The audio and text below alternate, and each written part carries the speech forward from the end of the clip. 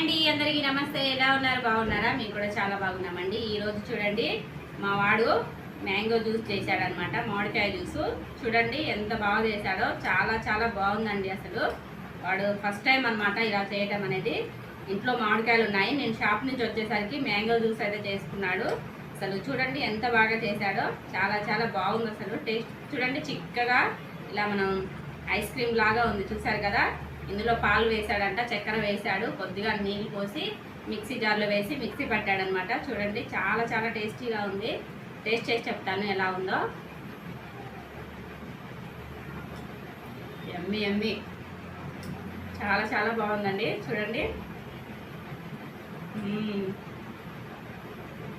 అసలు చాలా బాగుందండి. సూపర్గా చేసావు నాని. అసలు చాలా టేస్టీగా ఉంది, చెప్పడానికి మాటలు రావట్లేదు నాకైతే.